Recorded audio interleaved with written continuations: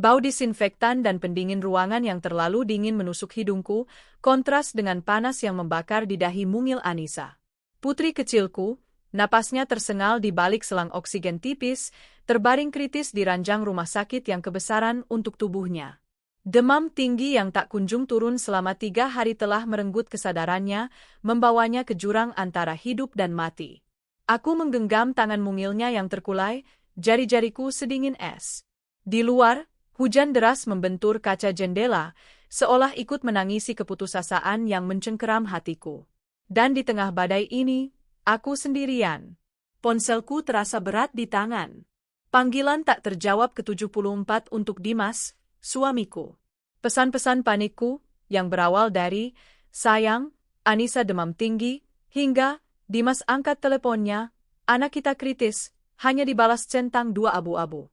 3 jam lalu, 1 balasan singkat masuk, lagi sibuk urus proyek penting. Kamu urus dulu, nanti aku usahakan pulang. Proyek. Kata itu terasa seperti empedu di mulutku. Proyek apa di dunia ini yang lebih penting daripada nyawa anak kandungnya sendiri? Getaran di ponselku membuatku tersentak. Bukan Dimas. Nama Riana berkedip sesaat di layar notifikasi sebelum menghilang. Sahabatku. Atau, dulu sahabatku. Aku mengabaikannya. Energetiku terkuras, dan hatiku terlalu beku untuk merasakan apa-apa selain ketakutan akan kondisi Anissa dan kemarahan yang membara pada Dimas. Riana dan aku. Dulu, kami adalah Riana dan Lara. Satu nama. Satu jiwa yang terbagi dalam 2 tubuh. Kami tumbuh bersama di kota kecil yang sama, berbagi seragam SMP yang sama, memoles kuteks yang sama di kuku-kuku kami saat SMA, dan bersumpah bahwa tidak akan ada laki-laki atau jarak yang bisa memisahkan kami. Kami akan jadi pengiring pengantin satu sama lain, dan anak-anak kami akan bersahabat seperti kami. Sumpah itu terasa begitu naif sekarang. Jalan hidup memisahkan kami.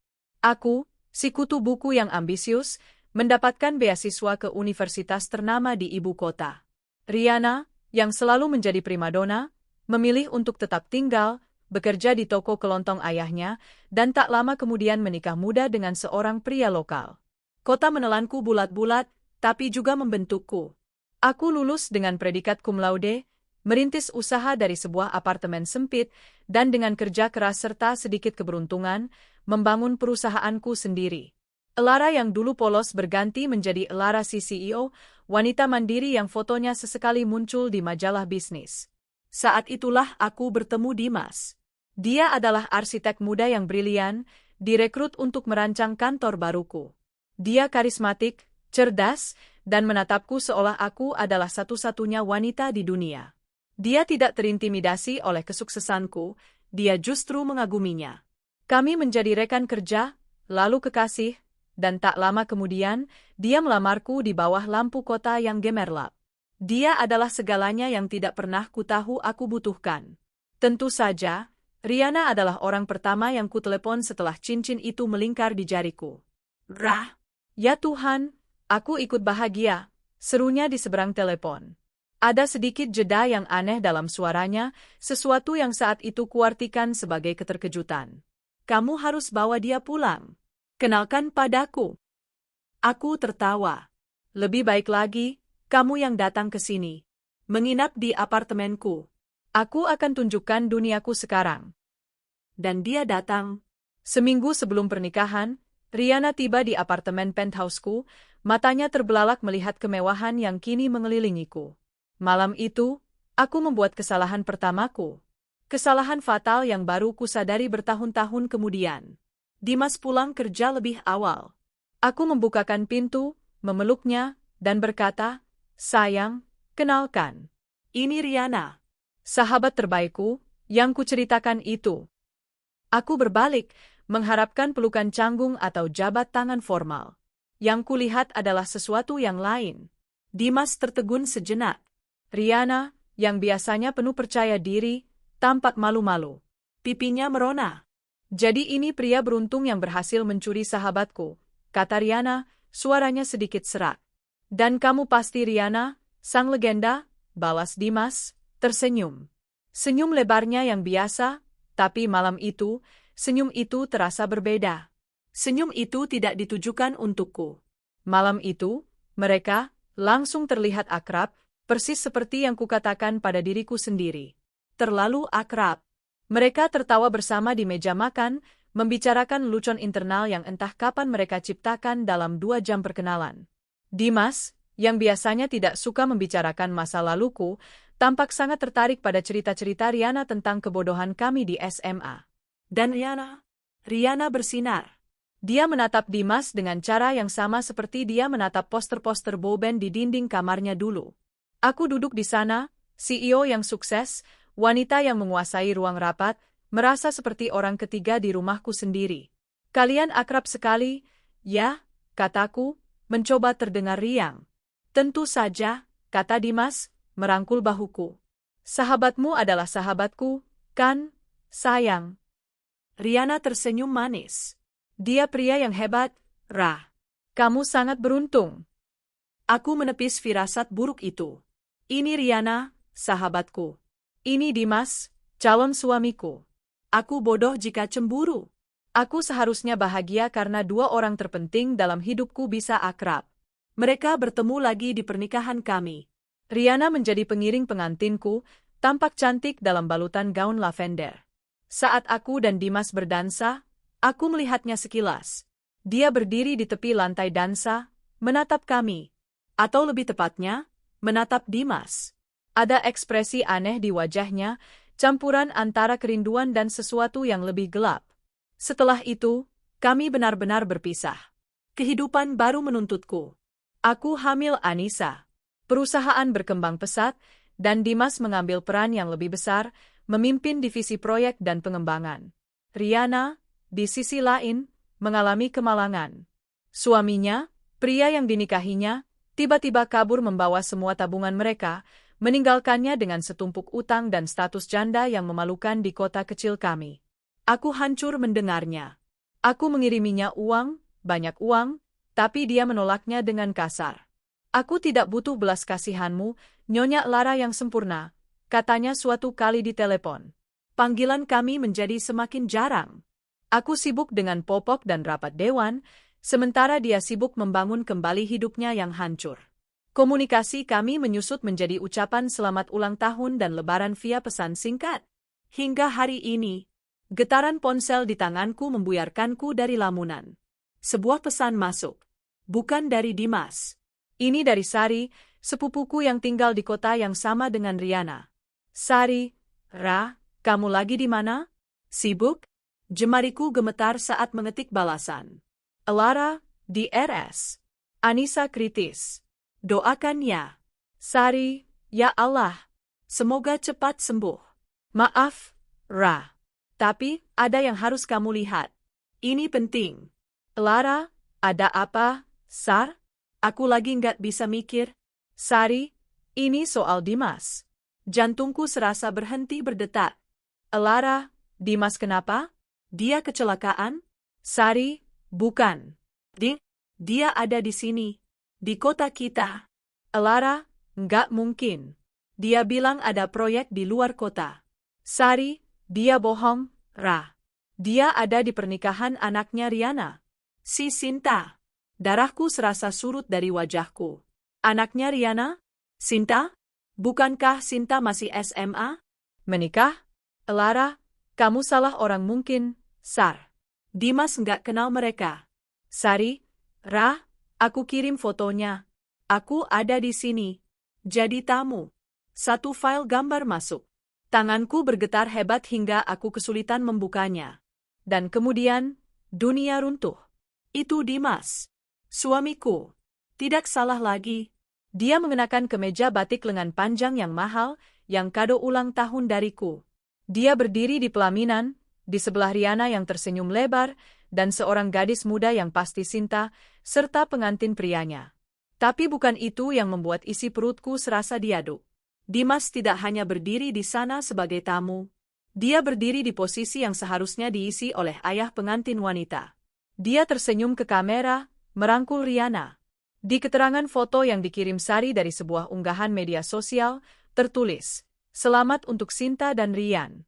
Terima kasih untuk Om Dimas yang sudah bersedia menjadi wali nikah menggantikan almarhum ayah. Wali nikah. Sibuk urus proyek penting. Proyeknya adalah menjadi wali nikah untuk anak dari sahabatku, pelakor itu. Wanita yang telah tidur dengan suamiku di belakangku. Berapa lama? Sejak kapan? Sejak pertemuan pertama mereka di apartemenku? Sejak mereka bertukar pandang di pernikahanku? Ponselku bergetar lagi. Riana. Dia meneleponku. Mungkin dia ingin memberitahuku bahwa proyek suamiku sudah selesai. Rasa dingin yang menusuk menjalari tulang punggungku lebih dingin dari AC rumah sakit. Rasa takut akan kondisi Anissa sirna digantikan oleh sesuatu yang lain. Sesuatu yang gelap, berat, dan absolut. Kemarahan. Ini bukan lagi tentang kesedihan. Ini bukan tentang air mata. Ini adalah deklarasi perang. Dimas telah memilih. Dia memilih proyeknya. Dia memilih pelakor itu. Dia memilih meninggalkan anaknya yang sedang sekarat demi menghadiri pernikahan anak haramnya. Aku menatap wajah Anissa yang pucat. Tidak. Aku tidak akan membiarkan mereka menang. Aku yang membangun perusahaan itu. Aset itu atas namaku. Rumah itu milikku. Dimas, dia hanyalah seorang arsitek yang kucintai, yang kuangkat, yang kini telah mengkhianatiku dengan cara paling hina. Halo? Sapaku, mengangkat telepon dari sepupuku, Sari. Suaraku terdengar tenang, asing, bahkan di telingaku sendiri. Rah, kamu lihat fotonya? Kamu nggak apa-apa? Aku nggak apa-apa, Sar. Aku harus fokus ke Anissa. Aku menarik napas dalam-dalam. Tapi, Sar, aku butuh bantuanmu. Apa aja, Rah? Kirimkan aku semua detail pernikahan itu. Alamatnya. Siapa saja tamunya. Semuanya. Buat apa, Rah? Bibirku menyunggingkan senyum tipis yang takkan pernah dilihat Dimas datang. Oh, aku cuma mau kirim kado pernikahan, susulan, kataku pelan. Kado pahit dan memalukan yang tidak akan pernah mereka lupakan seumur hidup mereka. Aku menutup telepon, lalu membuka kontak. Jari jemariku berhenti di nama pengacara Handoko. Dimas dan Riana mungkin sedang merayakan kemenangan mereka. Mereka tidak tahu. Mereka baru saja membangunkan monster yang selama ini tertidur.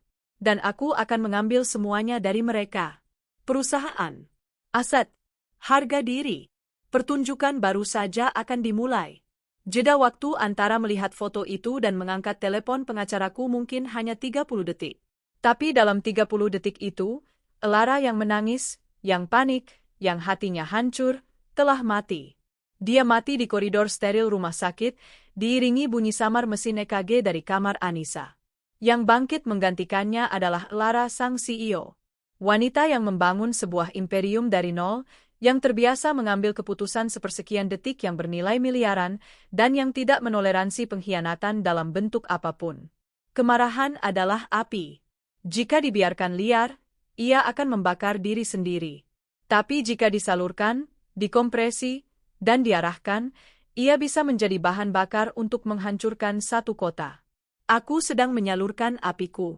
Anakku, Anissa, buah hatiku, terbaring kritis 300 km jauhnya dari ayahnya yang sedang sibuk menjadi wali nikah untuk anak dari sahabat, mantan sahabatku.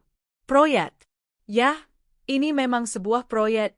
Proyek penghancuran Dimas dan Riana. Jari dinginku menekan nomor cepat 1.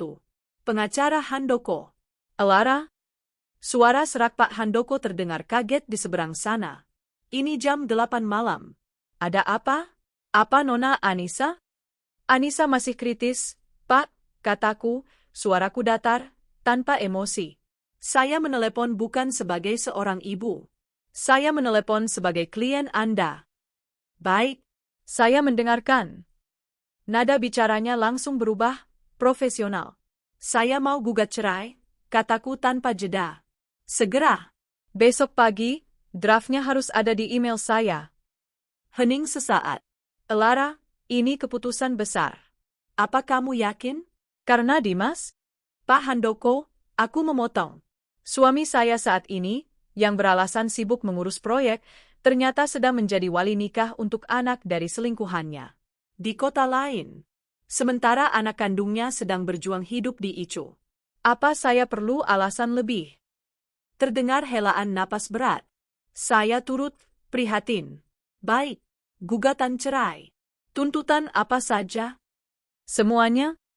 Aku berjalan mondar-mandir di depan ruang kaca Ichu, menatap Anissa dari luar. Saya mau hak asuh penuh. Tanpa syarat. Tanpa kunjungan. Dia sudah membuktikan malam ini bahwa dia tidak pantas disebut ayah. Itu akan sulit, Ra. Pengadilan biasanya? Saya tidak peduli sulit atau tidak. Anda pengacara saya. Buat itu terjadi, desakku. Dan soal aset. Buka kembali perjanjian pranikah kita. Klausul 7B. Tentang perselingkuhan. Klausul pengkhianatan, gumam Pak Handoko, seolah baru teringat. Pintar. Sangat pintar. Jika terbukti berzina, pihak yang bersalah kehilangan hak atas Gonogini di luar pembagian awal. Semua aset yang didapat selama pernikahan atas nama Anda tetap milik Anda. Dan aset atas namanya?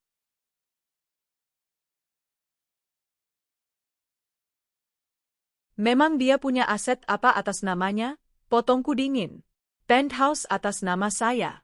Mobil sport yang dia pakai, atas nama perusahaan.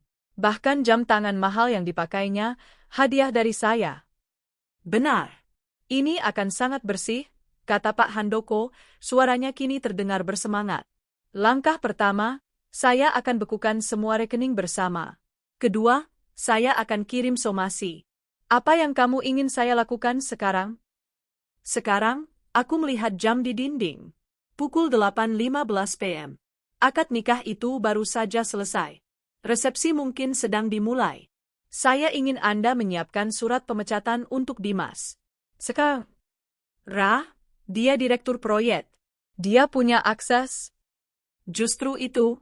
Saya curiga dia telah menyelewengkan dana perusahaan untuk membiayai proyek barunya ini. Rumah yang ditinggali Riana, pernikahan anaknya pasti dibiayai uang perusahaan. Sebuah kesadaran baru menghantamku. Pak Handoko, segera kontak tim IT dan tim finansial.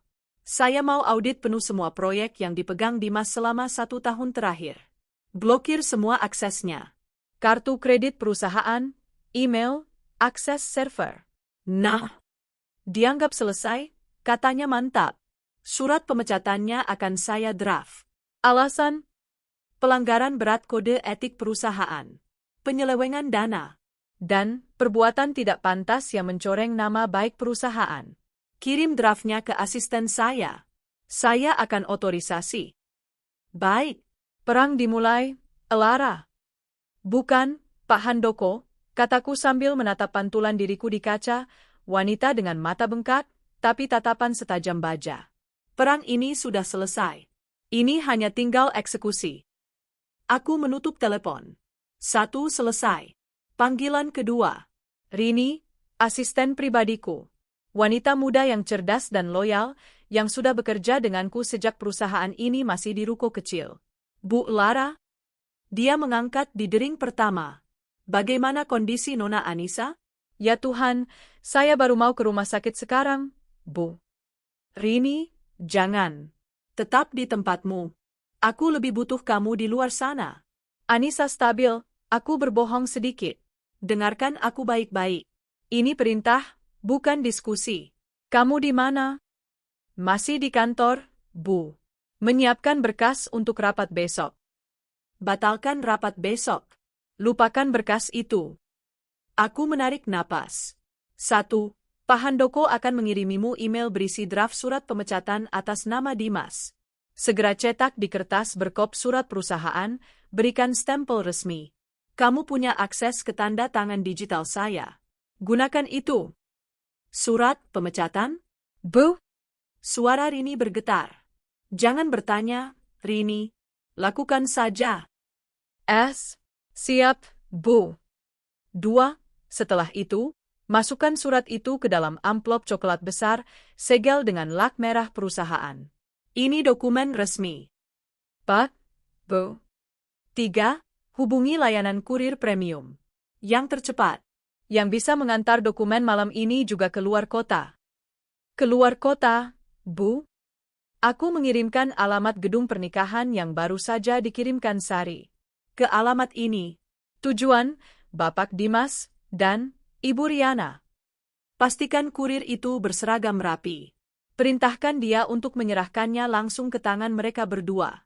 Di depan umum. Katakan ini dokumen darurat dari perusahaan yang harus diterima malam ini juga. Hening. Rini jelas mencium bau mesiu. Bu, ini kedengarannya sangat... Sangat apa, Rini? Sangat mendesak? Tentu saja. Ini soal masa depan perusahaan. Baik, Bu. Saya laksanakan. Satu hal lagi, Rini. Setelah kurir itu berangkat, blokir total semua akses Dimas. Kartu kredit perusahaan yang dia pegang, matikan. Fasilitas bensin, matikan. Akses email, cabut. Saat dia keluar dari gedung pernikahan itu, dia tidak punya apa-apa selain pakaian yang melekat di badannya. Saya mengerti, Bu. Dan Rini? Ya, Bu. Terima kasih. Gajimu bulan depan naik 2 kali lipat. Saya tidak melakukannya untuk itu, Bu. Saya melakukannya untuk Ibu. Cepat sembuh untuk Nona Anissa. Aku menutup telepon. Tangan kananku gemetar, bukan karena takut, tapi karena adrenalin. Mesin perang telah berjalan. Surat pemecatan sedang dicetak.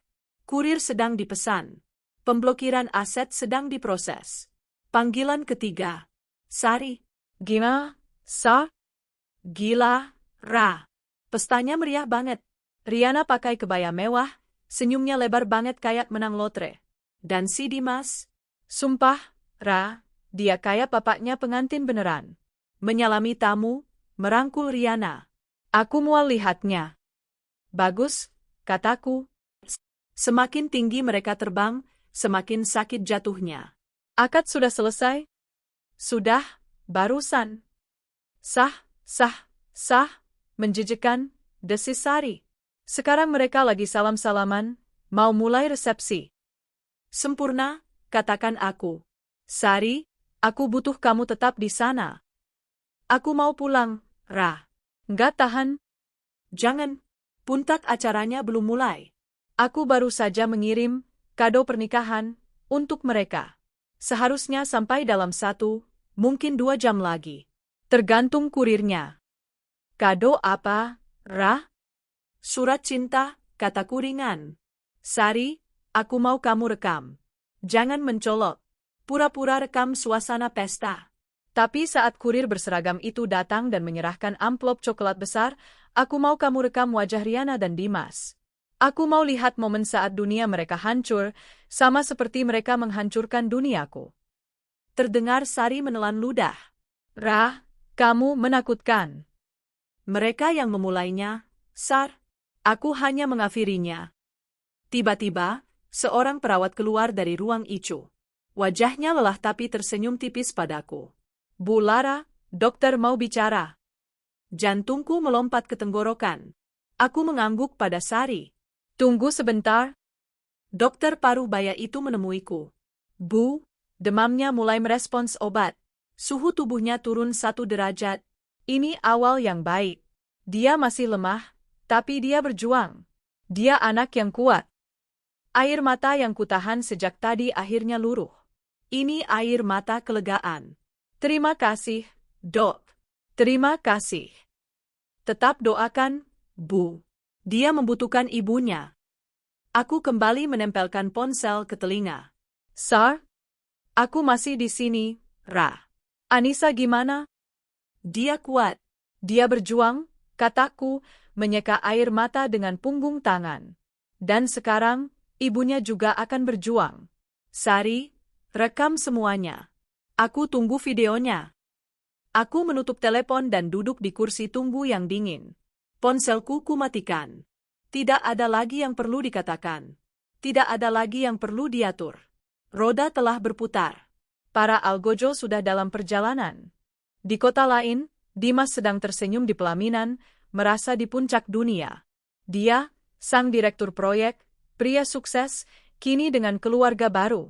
Dia tidak tahu bahwa dalam hitungan jam, dia akan menjadi pengangguran. Bahwa kartu kredit di dompetnya hanya akan jadi pajangan plastik tak berguna. Bahwa mobil yang akan dikendarainya pulang, secara teknis, bukan lagi miliknya. Dia tidak tahu bahwa aku tahu. Dan sementara Rihanna tersenyum pada para tamu, merasa menang telah merebut pria sukses dari sahabatnya yang sempurna. Dia tidak tahu bahwa hadiah yang sedang menuju padanya akan mengungkap statusnya sebagai pelakor di depan seluruh tamu undangannya. Aku menatap jam di dinding. Pukul 8.45 PM. Selamat menikmati pestanya, Rihanna, Dimas, gumamku pada koridor rumah sakit yang sepi. Karena setelah malam ini, hidup kalian adalah neraka. Dan aku yang akan jadi apinya. Waktu di koridor itu berjalan berbeda. 1 detik terasa seperti 1 jam, dan 1 jam terasa seperti selamanya. Pukul 9.30 malam. 2 jam sejak aku terakhir berbicara dengan Rini. 1 jam 45 menit sejak aku menekan tombol kirim pada rencana yang akan menghancurkan 2 kehidupan sekaligus. Aku duduk di kursi besi yang dingin, ponsel di tanganku terasa seperti granat yang pinnya telah kucabut. Aku tidak kembali ke sisi ranjang Anissa. Aku tidak mau dia merasakan getaran kemarahan yang memancar dari diriku. Di dalam sana, dia sedang berjuang untuk hidup. Di luar sini, aku sedang berjuang untuk menghancurkan kehidupan ayahnya. Dokter bilang kondisinya masih sama, stabil, tapi kritis. Perjuangannya masih panjang.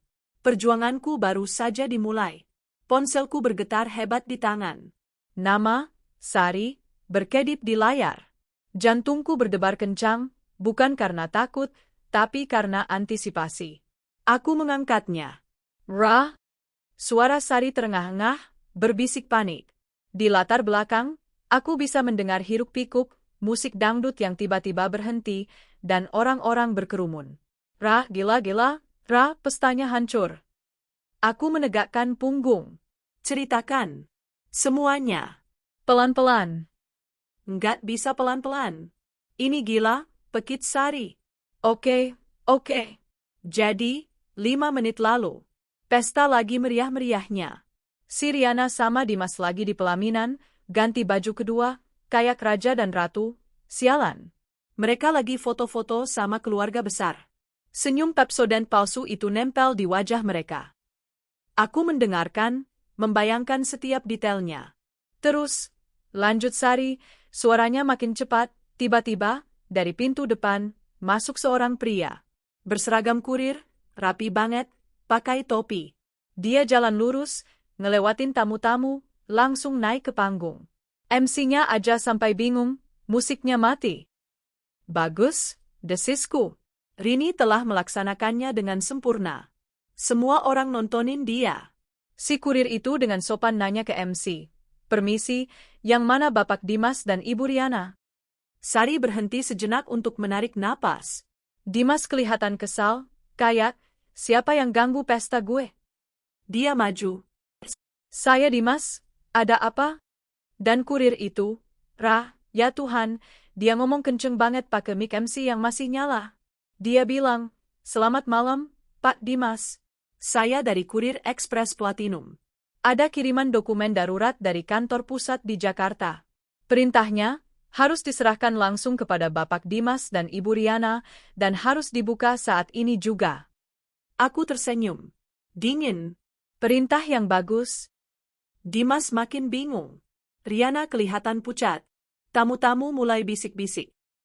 Dokumen apa? Penting banget ya?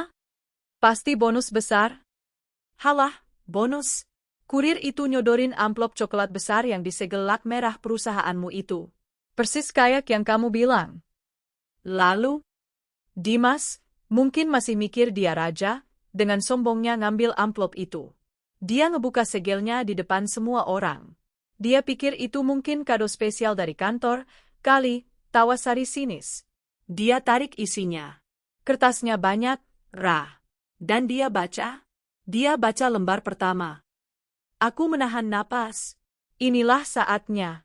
Aku nggak bisa lihat persis dia baca apa, tapi aku rekam ini, Ra.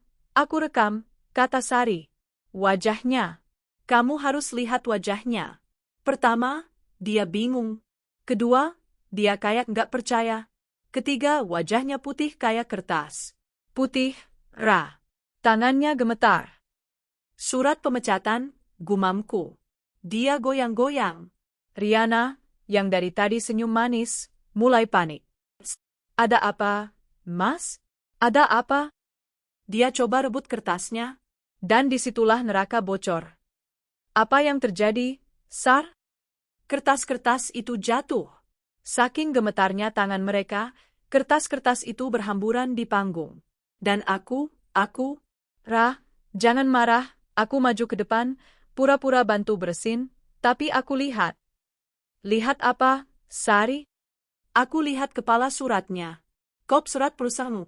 Dan tulisannya gede-gede, surat pemberhentian dengan tidak hormat. Atas nama Dimas Prasetyo. Bagus sekali, kataku, merasakan gelombang kepuasan yang beku. Bintangnya belum selesai, Ra, pekik Sari. Di antara kertas-kertas itu, ada amplop pink kecil. Manis banget. Riana yang ngambil. Dia pikir itu buat dia. Dia buka. Aku nggak tahu isinya apa, tapi dia baca, terus dia teriak. Dia teriak kenceng banget, Ra. Kayak orang kesurupan. Terus dia pingsan. Pingsan? Pingsan. Dia roboh di pelaminan. Ambruk. Kebaya mahalnya nyangkut di dekorasi. Sumpah, kayak sinetron. Aku tahu persis apa isi amplop pink itu. Bukan dokumen legal. Itu sesuatu yang lebih pribadi.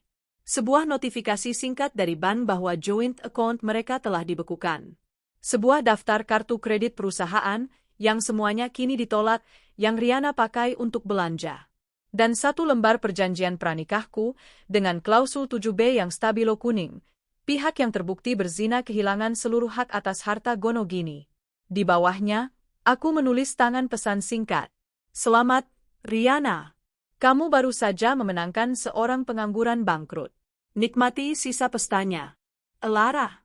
Dan Dimas, tanyaku. Panik. Dia lihat Riana pingsan, dia lihat tamu-tamu mulai ngambil HP, ngerekam. Keluarga Riana teriak-teriak. Ada apa ini? Penipuan. Ini ada apa? Tamu-tamu undangan. Ra, ini bagian terbaiknya, mereka mulai bergunjing. Kenceng banget. Ya ampun, dipecat. Katanya direktur. Jangan-jangan selingkuhannya ya? Gila, dipermalukan di nikahan anaknya sendiri. Pantesan suaminya kabur, kelakuannya begini. Mereka menjadi bahan hinaan, gumamku, mengulangi keinginan di hatiku. Lebih dari hinaan, Ra. Ini pembantaian, kata Sari. Dimas coba bangunin Riana, tapi matanya liar. Dia cari jalan keluar. Dia sadar. Dia sadar ini semua ulahmu. Dia tahu kamu tahu.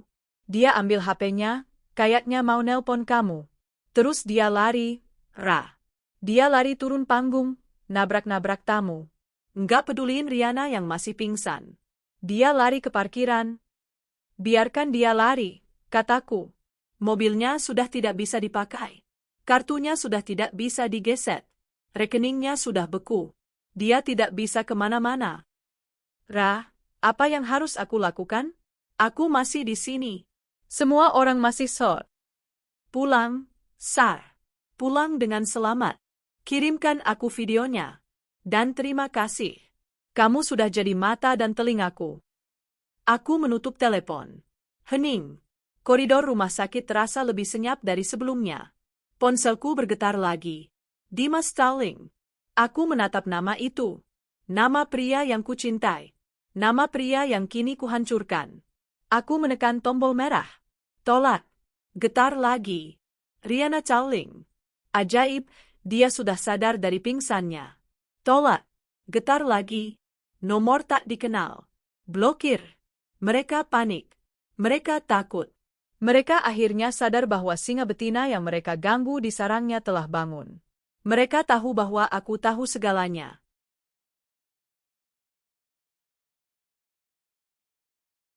Kejutan kecilku sudah terkirim. Kado pahit itu sudah dibuka. Pesta telah hancur. Rasa malu telah disebar. Ini bukan akhir, ini baru permulaan. Aku berdiri, berjalan pelan ke ruang kaca Ico.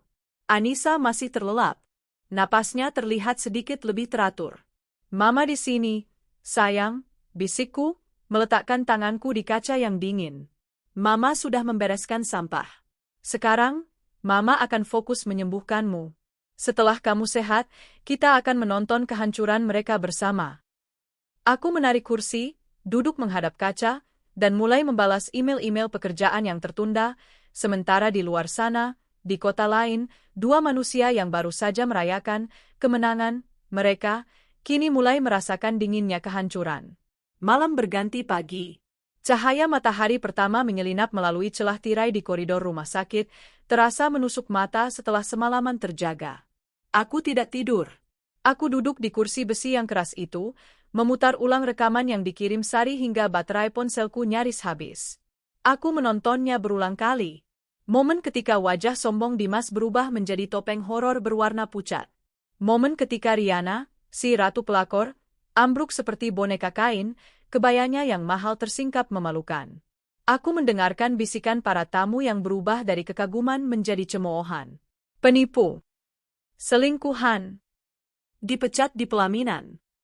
Itu adalah musik terindah yang pernah kudengar. Pagi, Bu Elara. Aku mendongak. Dokter yang merawat Anissa berdiri di depanku, senyumnya kali ini tulus dan lebar. Bukan senyum lelah penuh simpati seperti kemarin. Dokter? Jantungku berhenti. Anak ibu luar biasa. Dia melewati masa kritisnya. Subuh tadi dia sadar. Demamnya sudah turun drastis. Dia mencari ibu. Bebat baja yang menahan dadaku selama 3 hari terakhir seketika hancur. Air mata, kali ini air mata kelegaan yang sejati, mengalir tanpa bisa kukendalikan. Aku berlari masuk ke ruang perawatan, Anissa sudah dipindahkan dari Ico. Mata mungilnya terbuka. Lemah, tapi terbuka. Mama? Suaranya serak. Mama di sini, sayang, isakku, mencium keningnya yang sudah tidak sepanas neraka. Mama di sini. Kamu kuat sekali, nak. Health? Sebentar, Mama panggilkan suster. Aku memeluknya, membiarkan kehangatan tubuh mungilnya mengisi kembali jiwaku yang kosong. Selesai. Satu pertempuran telah kumenangkan. Anissaku aman. Dia akan sembuh. Dan kini, aku bisa fokus pada perang yang sesungguhnya tanpa ada lagi rasa khawatir yang menahanku. Aku mencium Anissa sekali lagi, menyelimutinya, dan melangkah keluar ruangan. Saat pintu tertutup, wajah keibuanku yang lembut luntur, digantikan oleh topeng CEO yang dingin. Aku menghidupkan kembali ponselku. Seperti yang kuduga, layar itu meledak. 47 panggilan tak terjawab, Dimas. 28 panggilan tak terjawab, Riana. 99 pesan WhatsApp, Dimas. 50 pesan WhatsApp, Riana. 12 panggilan tak terjawab, nomor tak dikenal, pasti keluarga Riana. Aku mengabaikan semuanya. Jariku menekan nomor Pak Handoko. Elara, sapanya di seberang. Saya sudah menunggu telepon Anda. Saya lihat gugatan cerai sudah masuk sistem pagi ini. Pagi, Pak. Anissa sudah sadar. Dia melewati masa kritis. Syukurlah. Saya ikut bahagia mendengarnya. Jadi, kataku, berjalan ke jendela di ujung koridor, menatap lalu lintas pagi yang sibuk di bawah. Pesta pembuka semalam sukses besar. Sekarang saatnya acara utama. Saya sudah memblokir rekeningnya. Audit awal tim finansial semalam sangat mengejutkan. Pria itu, Pak Handoko berdeham. Dia tidak hanya selingkuh, Elara. Dia mencuri darimu. Dari perusahaanmu. Saya tahu, kataku dingin. Pernikahan mewah itu, rumah yang ditinggali Riana, semua pasti pakai uang kantor. Tepat. Dia mengalihkan dana dari pos, proyek hiburan klien, dan dana taktis lapangan. Jumlahnya miliaran. Cukup untuk menjeratnya dengan pasal penggelapan. Tidak, kataku cepat.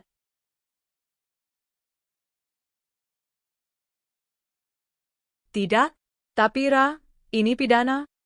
Saya tidak mau dia dipenjara, jelasku. Penjara terlalu mudah. Dia hanya akan duduk di sana, makan gratis, sementara aku membesarkan Anissa. Tidak. Aku mau dia di luar. Aku mau dia bebas, tapi miskin. Aku mau dia melihatku sukses sementara dia mengemis. Aku mau dia hancur secara perlahan. Pak Handoko terdiam sejenak. Kamu benar-benar sudah memikirkannya. Tentu saja. Jadi, bukan pidana.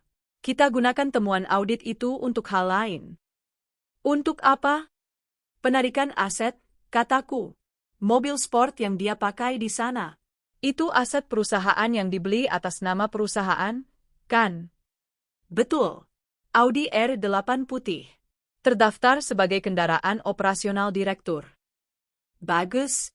Kirim debt collector terbaik yang Bapak punya. Bukan yang berwajah seram, tapi yang berpakaian rapi, legal, dan tegas. Tarik mobil itu hari ini. Sekarang. Dari depan rumah Riana. Biarkan semua tetangga yang semalam menonton pesta, kini menonton, mantan direktur, itu dipermalukan lagi. Saya suka gayamu, kata Pak Handoko. Saya kirim tim sekarang. Selanjutnya, penthouse. Ganti semua kuncinya hari ini. Smart lock, akses card, kunci fisik. Semuanya. Barang-barang pribadi Dimas, baju, stick golf, koleksi jam palsunya, masukkan ke kardus. Kirimkan ke alamat rumah Riana. Biar dia lihat sendiri betapa sedikitnya aset yang dimiliki kekasih barunya itu. Akan saya urus. Dan, rumah yang ditinggali Riana? Tanya Pak Handoko, ada nada antisipasi dalam suaranya. Ah, itu, aku tersenyum tipis. Karena dia membayarnya pakai uang perusahaan yang digelapkan, secara teknis, rumah itu bisa kita anggap sebagai jaminan. Jaminan yang disita, Pak Handoko melengkapi. Tepat. Kirim surat pengosongan resmi. Bukan padanya, tapi pada Riana. Beritahu dia bahwa rumah yang dia tinggali adalah hasil kejahatan dan perusahaan akan menyitanya kembali sebagai ganti rugi. Beri mereka waktu 2x24 jam untuk angkat kaki. Ini kejam, Elara. Ini Toto. Kejam adalah meninggalkan anak kandungmu yang sedang sekarat, desisku, mengulang mantranya. Laksanakan, Pak Handoko. Saya mau saat saya dan Anissa keluar dari rumah sakit ini, kami pulang ke kehidupan yang bersih. Tanpa sampah. Dianggap selesai. Aku menutup telepon. Napasku terasa lega. Ponselku bergetar lagi. Dimas Stalling. Kali ini, aku mengangkatnya. Aku menekan tombol speaker agar suariku tetap tenang. Lor, kamu gila? Apa yang sudah kamu lakukan? Teriaknya di seberang. Suaranya panik, putus asa. Oh, halo, Mas, sapaku ringan. Proyeknya lancar? Selamat ya, sudah jadi wali nikah? Kamu tahu? Kamu, ini jebakan? Kamu menjebakku. Menjebakmu? Aku? Aku hanya duduk di samping anakku yang sedang kritis, yang kamu tinggalkan. Kamu yang menggali kuburanmu sendiri, Mas. Aku hanya membantumu mengisinya. Kartu kreditku ditolak. Mobilku nggak bisa nyala. Kamu memblokir rekeningku.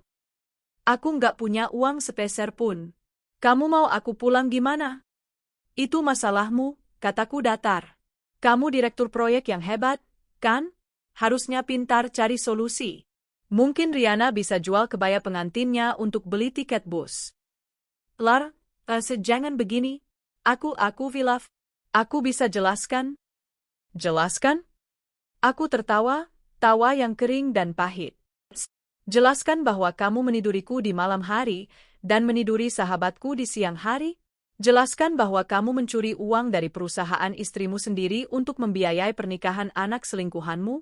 Tidak ada yang perlu dijelaskan, Dimas. Yang ada hanya konsekuensi. Riana pingsan, keluarganya malu, pestanya hancur. Bagus. Sesuai rencana. Kamu iblis? Aku? Iblis? Aku mendekatkan bibirku ke ponsel. Bukan, Dimas. Aku adalah cermin. Aku adalah refleksi dari semua perbuatanmu. Kamu yang menciptakan aku. Aku akan tuntut kamu. Aku akan ambil Anissa. Aku tertawa lagi, kali ini lepas. Ambil Anissa? Kamu bahkan tidak tahu dia hampir mati semalam. Kamu tidak ada di sini. Kamu tidak punya hak. Kamu tidak punya pekerjaan. Kamu tidak punya uang. Kamu bukan siapa-siapa. Kamu adalah nol besar. Sebentar lagi, tim penagih akan mengambil mobilmu. Lalu tim legal akan mengambil rumah selingkuhanmu. Selamat menikmati hidup barumu sebagai gelandangan. Jangan pernah hubungi aku atau anakku lagi. Aku menutup telepon sebelum dia bisa menjawab. Aku memblokir nomornya. Memblokir nomor Riana. Aku duduk kembali. Menghirup udara pagi yang kini terasa segar. Ponselku bergetar. Pesan dari Rini. Pagi, Bu. Tim penagih sudah dalam perjalanan ke alamat. Estimasi tiba 1 jam lagi. Semoga Nona Anissa lekas sembuh. Aku tersenyum. Terima kasih, Rini. Benar saja, semua langsung kuhancurkan. Aset kutarik. Pengusiran sedang berjalan. Dan kini, aku hanya perlu fokus merawat anakku hingga sembuh. Setelah itu, setelah kami keluar dari sini, aku akan duduk di balkon penthouseku yang bersih, menyeruput teh hangat, dan melihat mereka berdua hancur di jalanan. 2 hari terasa seperti 2 tahun di dalam rumah sakit. Tapi akhirnya, hari itu tiba.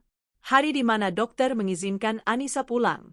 Putri kecilku, meski masih pucat dan jauh lebih kurus, sudah bisa tersenyum lagi. Senyumnya adalah matahari yang mengusir sisa-sisa badai di hatiku. Saat kami tiba di lobi penthouse, aku disambut oleh Rini dan 2 orang satpam gedung. Selamat datang kembali, Bu, Nona Anissa, sapa Rini, matanya tulus berbinar melihat Anissa. Semuanya sudah siap. Terima kasih, Rini. Pak Handoko sudah menghubungimu. Sudah, Bu. Rini menyerahkan 1 set kartu akses baru. Semua kunci dan akses digital ke unit ini sudah diganti. Tidak ada seorang pun yang bisa masuk tanpa otorisasi Ibu. Barang-barang milik Bapak sudah diangkut dan dikirim kemarin. Bagus. Aku menggesek kartu baru itu. Pintu lift terbuka dengan denting pelan. Rasanya seperti mendentingkan lonceng kebebasan.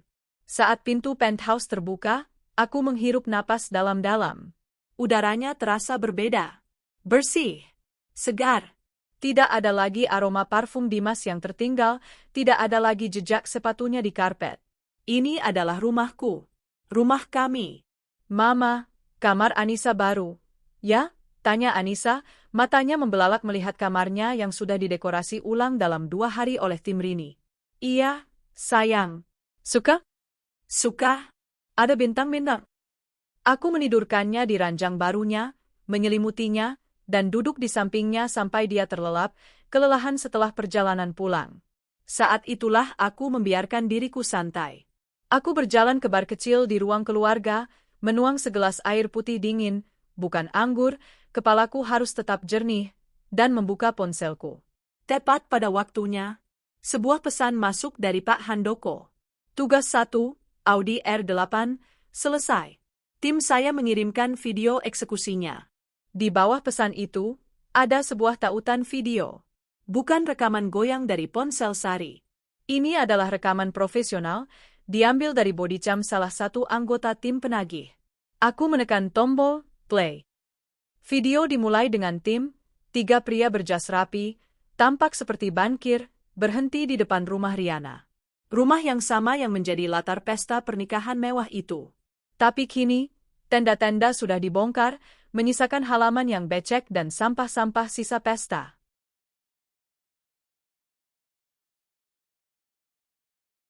Mereka membunyikan bel. Pintu terbuka. Dimas yang membukanya. Dia tampak kacau.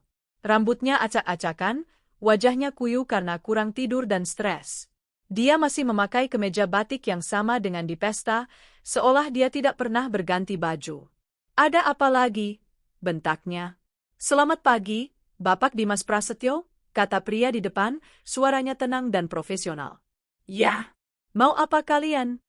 Kami dari tim legal perusahaan Elara Group. Kami di sini untuk mengambil alih aset perusahaan yang terdaftar atas nama Anda, yaitu 1 unit Audi R8 berwarna putih, nomor polisi B1L. Pria itu membaca dari dokumen di tangannya. Wajah Dimas berubah dari marah menjadi panik. Apa? Nggak bisa.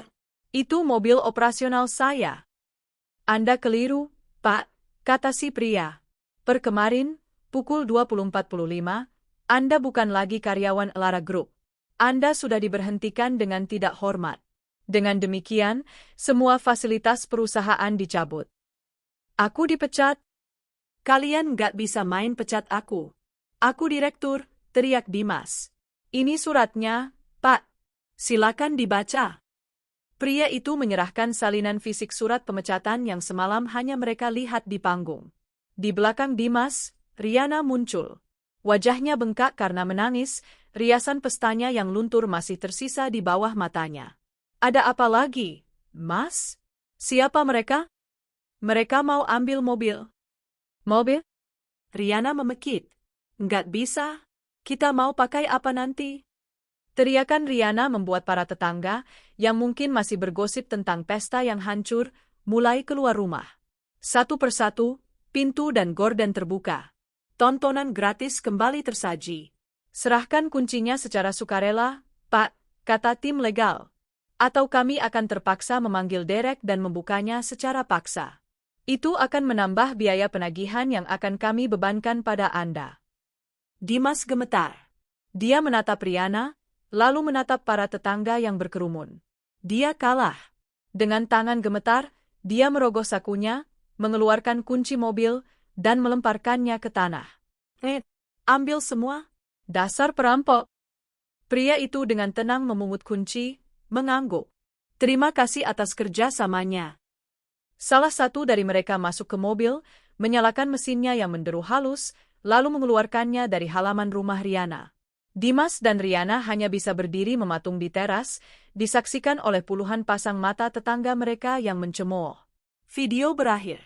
Aku tersenyum. Kepuasan menjalari diriku. Ponselku bergetar lagi. Pesan kedua dari Pak Handoko. Tugas 2, rumah Riana, dan tugas 3, kardus, juga selesai. Tepat setelah tim penagih mobil pergi, tim kurir tiba. Kali ini, sebuah foto. Foto itu menunjukkan teras rumah Riana yang tadi menjadi panggung penghinaan. Tapi kini, teras itu penuh. Penuh dengan tumpukan kardus-kardus besar. Kardus berisi stik golf Dimas. Kardus berisi setelan jas mahalnya, yang kubelikan. Kardus berisi koleksi jam tangannya, yang juga kubelikan. Kardus berisi sepatu-sepatunya. Seluruh sisa hidupnya yang ada di penthouseku, kini teronggok seperti sampah di depan pintu rumah selingkuhannya. Dan di atas tumpukan kardus itu, tertempel satu amplop besar. Aku tahu isinya. Itu adalah surat pengosongan rumah. Surat yang menyatakan bahwa rumah yang mereka tinggali dibeli dengan dana perusahaan yang digelapkan, dan kini disita. Waktu 2x 24 jam untuk angkat kaki. Aku bisa membayangkan apa yang terjadi di dalam rumah itu. Dimas, yang baru saja kehilangan mobil dan harga dirinya, kini dihadapkan pada tumpukan kardus berisi sisa-sisa hidup lamanya.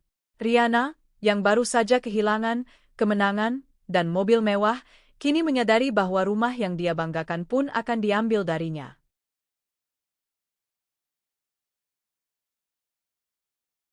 Mereka berdua terjebak. Tanpa uang.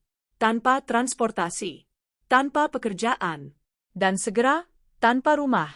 Aku meletakkan ponselku. Berjalan ke balkon. Udara kota di sore hari terasa sejuk.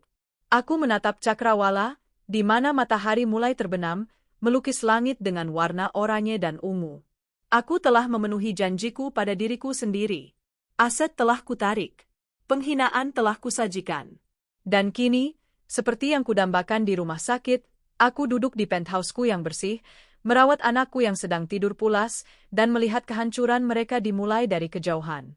Mereka tidak boleh menyentuhku. Mereka tidak bisa lagi menghubungiku. Mereka terisolasi dalam neraka yang mereka ciptakan sendiri. Selamat malam, Dimas. Selamat malam, Riana, bisikku pada angin. Selamat menikmati malam pertama kalian sebagai gelandangan. 2 minggu telah berlalu sejak aku dan Anissa pulang ke penthouse kami yang bersih. 2 minggu adalah waktu yang singkat, namun di dalamnya, keajaiban terjadi. Pipi Anissa yang tadinya cekung kini mulai terisi kembali. Tawa renyahnya, yang sempat hilang di antara selang-selang rumah sakit, kini kembali menggema di apartemen.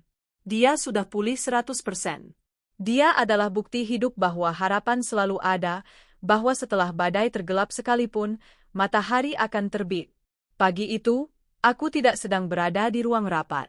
Aku duduk di karpet tebal ruang bermain, mengenakan piyama sutra, membantunya menyusun menara balok yang sangat tinggi.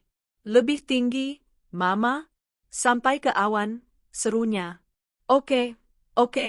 Satu lagi, kataku, meletakkan balok merah di puncaknya. Selesai. Menara tertinggi di dunia. Anissa bertepuk tangan, lalu dengan gembira menghancurkannya. Kami tertawa bersama. Disinilah aku seharusnya berada.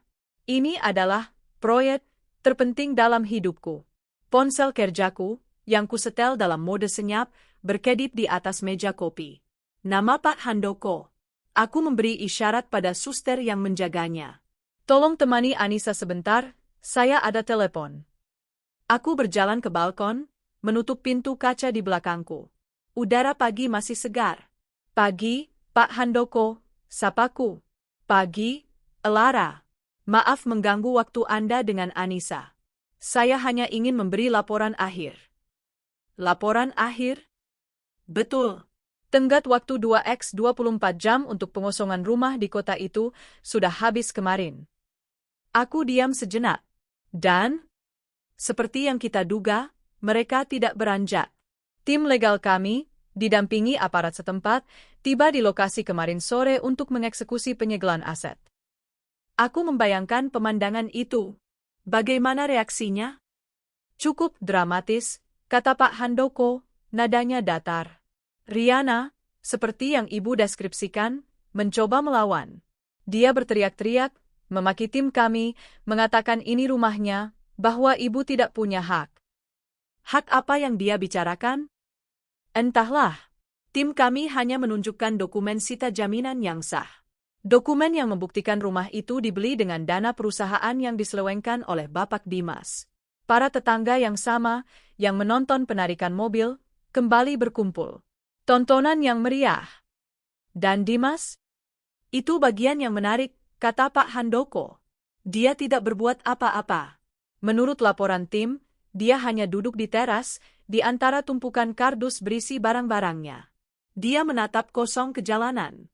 Saat Riana menjerit dan mencoba menyerang petugas, dia tidak bergerak. Dia tampak mati. Aku merasakan sedikit, bukan kasihan, tapi pengakuan. Dia tahu dia sudah selesai. Dia tahu dia tidak bisa melawan dokumen legal. Dia tahu dia kalah telak. Jadi, tim kami, lanjut Pak Handoko, dengan tenang dan profesional, mengosongkan paksa properti tersebut. Riana dan Dimas, beserta kardus-kardus mereka, kini berada di luar pagar. Di jalanan, aku memperjelas. Secara harfiah, ya, rumah itu sekarang disegel. Papan, aset ini disita oleh Lara Group, sudah terpasang besar-besar di depannya. Saya rasa, seluruh kota kecil itu sudah tahu siapa Riana sebenarnya. Misi selesai. Penghinaan total. Satu hal lagi, Lara, tambah Pak Handoko. Ya, Dimas, dia mencoba menghubungi kantor kita. Tentu saja, nomornya sudah kita blokir. Tapi dia menggunakan nomor umum, mencoba berbicara dengan HRD. Apa yang dia inginkan? Mengemis pekerjaan kembali. Lebih buruk, dia meminta surat referensi. Aku tertawa. Tawa yang singkat dan tajam. Surat referensi? Setelah menggelapkan uang miliaran. Tentu saja kami tidak akan memberikannya. Tapi pertanyaannya, apa yang harus kita lakukan jika ada perusahaan lain yang menelepon kita untuk menanyakan rekam jejaknya? Jeda sejenak. Ini adalah paku terakhir di peti matinya. Pak, kataku dengan suara yang dingin. Saya ingin Bapak menyusun satu dokumen. Rangkuman audit finansial itu. Daftar semua penyelewengan dana yang dia lakukan. Angka-angkanya. Proyek fiktif yang dia ciptakan untuk membiayai Riana. Semuanya. Itu dokumen internal yang sangat rahasia, Ra. Tentu saja. Dan kita akan menjaganya tetap rahasia. Kecuali, kataku, Jika ada perusahaan di industri ini yang menelepon kita untuk background check atas nama Dimas Prasetyo. Jika itu terjadi, tim HRD, atas arahan Anda, harus menjawab dengan jujur. Kami tidak bisa memberikan referensi karena yang bersangkutan diberhentikan atas kasus penggelapan dana berat. Pak Handoko terdiam. Dia tahu apa artinya itu. Itu bukan sekadar blacklist. Itu adalah hukuman mati profesional. Tidak akan ada satupun perusahaan arsitektur atau konstruksi yang mau menyentuh namanya lagi. Saya mengerti, kata Pak Handoko akhirnya. Dia selesai? Dia yang menyelesaikan dirinya sendiri saat memilih meninggalkan anaknya yang sekarat, jawabku. Baik, gugatan cerai akan masuk sidang pertama minggu depan. Tanpa aset, tanpa pekerjaan, dan dengan bukti perselingkuhan yang jelas, dia tidak punya kesempatan untuk hak asuh. Ini akan berjalan lancar. Terima kasih, Pak. Jaga agar mereka tidak bisa mendekati saya. Blokir semua upaya kontak mereka. Dianggap selesai. Aku menutup telepon. Aku menatap tanganku. Tidak gemetar. Hatiku tenang. Aku telah menarik semua aset. Aku telah menghancurkan karir dan reputasinya. Aku telah mengusir mereka ke jalanan. Mereka kini menjadi bahan hinaan, persis seperti yang kuinginkan. Ponselku yang satu lagi, ponsel pribadiku, bergetar. Sebuah nomor baru. Aku mengangkatnya tanpa suara. Lara? Suara itu serak, penuh kebencian dan keputusasaan. Riana, kamu iblis. Kamu mengambil semuanya. Kamu? Aku tidak menjawab. Setidaknya beri kami sedikit uang. Kami nggak punya apa-apa. Kami di jalanan. Lara, dengar aku. Lara, aku minta maaf. Aku mendengarkan isak tangisnya. Mendengarkan suaranya yang memohon. Suara yang sama yang dulu tertawa akrab dengan Dimas di meja makanku. Aku menekan tombol merah. Memutus panggilan. Lalu, aku memblokir nomor itu. Tanpa boleh menyentuhku, gumamku pada diriku sendiri. Aku membuka pintu balkon dan melangkah masuk kembali ke ruang bermain. Bau kehancuran di luar sana langsung tergantikan oleh aroma sereal susu Anissa. Mama, lihat. Anissa menunjuk keluar jendela. Pelangi. Aku berjalan menghampirinya, menggendongnya. Di kejauhan, setelah hujan semalam, memang ada pelangi tipis membentang di antara gedung-gedung pencakar langit. Cantik sekali, nak, bisikku, mencium rambutnya. Kehancuran mereka telah selesai. Aku dan anakku, kami bahagia. Dan aku tidak perlu menoleh ke belakang lagi. 3 bulan telah berlalu. Musim telah berganti, dari hujan deras yang menemani hari-hari gelapku di rumah sakit, menjadi musim panas yang cerah dan kering. Segala sesuatu dalam hidupku telah berganti. Penthouse yang dulu terasa dingin dan terlalu besar, kini penuh tawa. Anissa, yang telah pulih sepenuhnya, telah memutuskan bahwa hobinya adalah berlari di koridor panjang apartemen, membuat suster pengasuhnya kelelahan.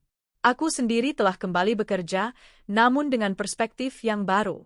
Aku tidak lagi bekerja 18 jam sehari. Aku pulang jam 4 sore, tepat waktu untuk menemani Anissa di taman bermain di bawah gedung.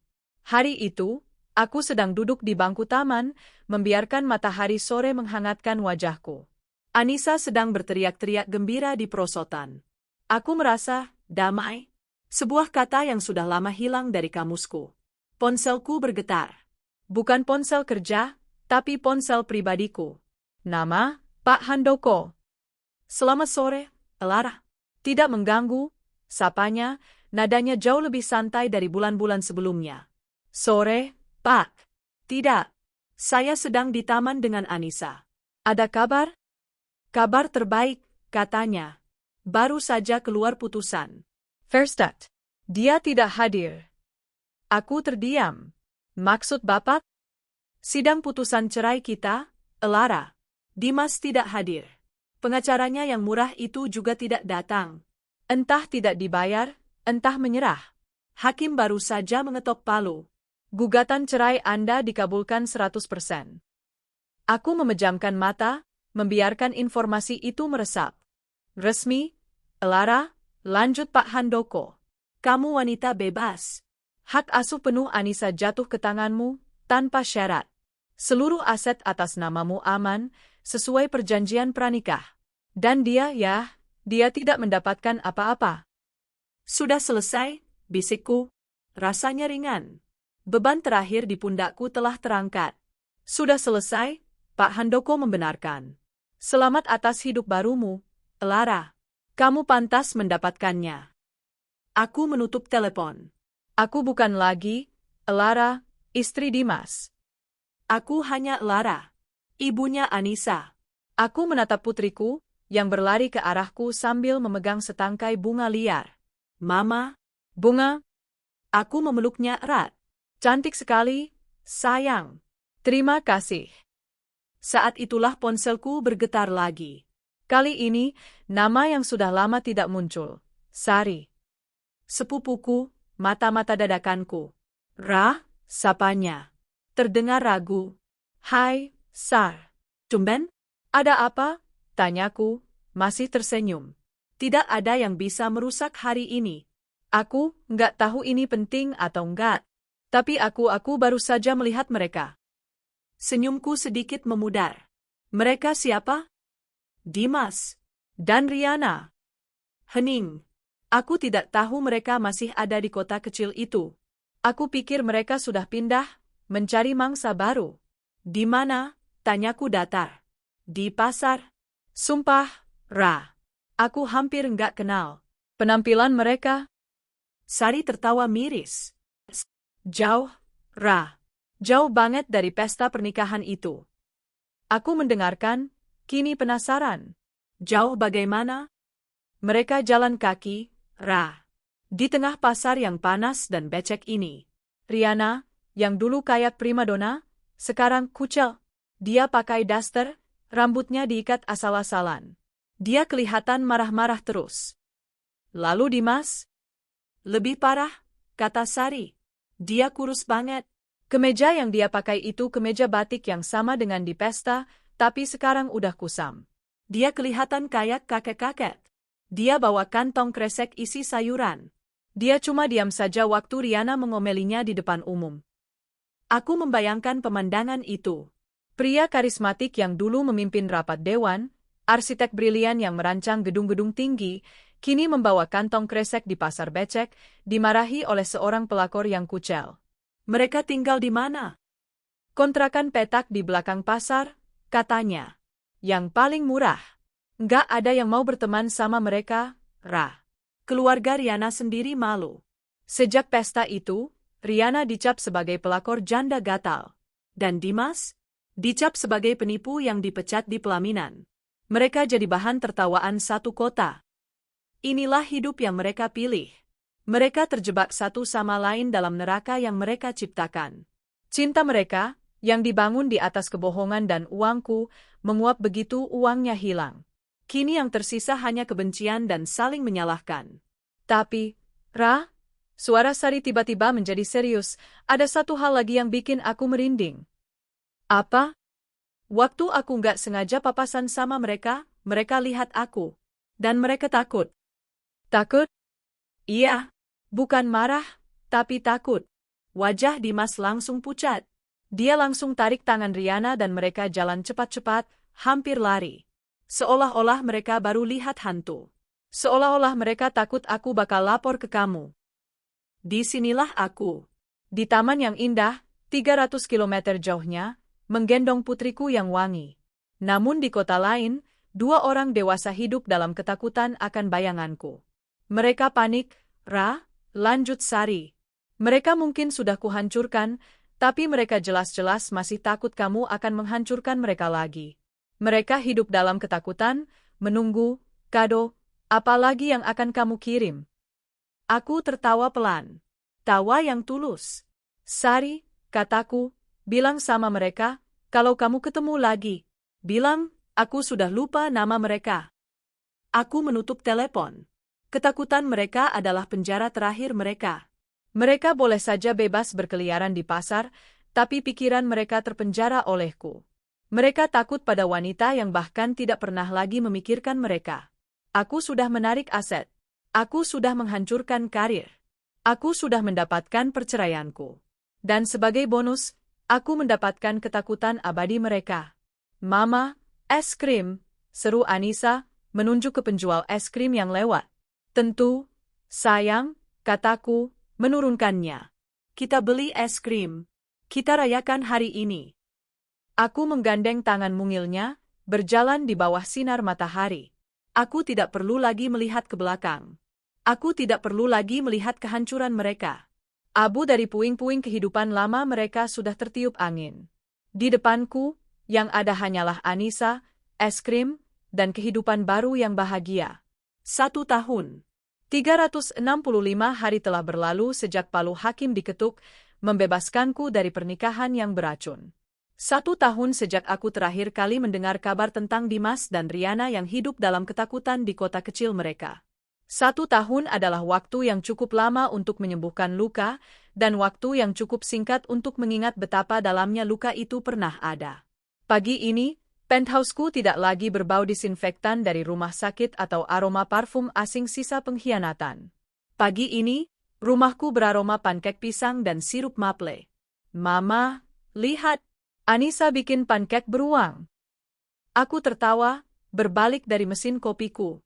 Putri kecilku, yang kini berusia 5 tahun, berdiri di atas kursi kecil di sebelah Rini, yang sudah kuanggap seperti keluarga, dengan wajah penuh tepung. Di piringnya, ada gumpalan adonan yang lebih mirip awan daripada beruang. Itu beruang paling cantik yang pernah Mama lihat, kataku, mencium puncak kepalanya yang wangi stroberi. Anissa sudah 100% sehat. Dokter bilang, pemulihannya adalah sebuah keajaiban. Bagiku, dia bukan hanya keajaiban, dia adalah jangkarku. Alasan mengapa aku tidak tenggelam saat badai itu menghantam. Bu Lara, kata Rini, yang kini bukan lagi sekadar asisten, tapi telah kupromosikan menjadi manajer operasional, tangan kananku yang sesungguhnya. Rapat dengan Dewan Investor hari ini jam 10. Dan, Pak Handoko mengingatkan, ini hari jadi Anissa Foundation yang pertama. Aku tersenyum. Aku ingat, banyak yang telah berubah dalam setahun. Aku masih CEO Lara Group. Perusahaan justru berkembang lebih pesat setelah aku membersihkannya dari parasit seperti Dimas. Tapi caraku bekerja telah berubah. Aku tidak lagi hidup untuk bekerja. Aku memimpin rapat dewan jam 10 pagi, bukan jam 7 pagi. Pukul 4 sore, aku sudah berada di mobil, menjemput Anissa dari taman kanak-kanak. Aku belajar bahwa seorang CEO bisa tetap sukses tanpa harus mengorbankan momen melihat anaknya belajar mengikat tali sepatu. Setelah mengantar Anissa, aku menuju kantor. Rapat dengan investor hari ini penting. Kami akan meluncurkan proyek real estate ramah lingkungan terbesar di ibu kota. Semua setuju? Tanyaku di ruang rapat yang megah, menatap para investor yang mengangguk. Baik. Rini, Pak Handoko, silakan eksekusi. Rapat selesai dalam 1 jam. Efisien. Tanpa basa-basi. Saat aku kembali ke ruanganku, Pak Handoko menungguku. Wajahnya yang biasanya kaku kini tampak lebih sering tersenyum. Lara, selamat atas kesepakatannya, katanya. Terima kasih, Pak. Ini kemenangan kita bersama. Ada hal lain?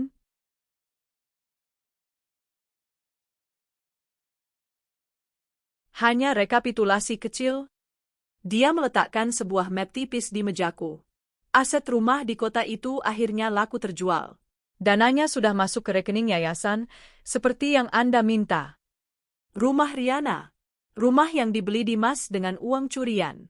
Setelah kami sita, rumah itu menjadi simbol hantu di kota itu. Tak ada yang mau membelinya. Akhirnya, kami menjualnya dengan harga murah kepada badan amal lokal untuk dijadikan panti asuhan. Bahkan kehancuran mereka pun kuubah menjadi sesuatu yang berguna.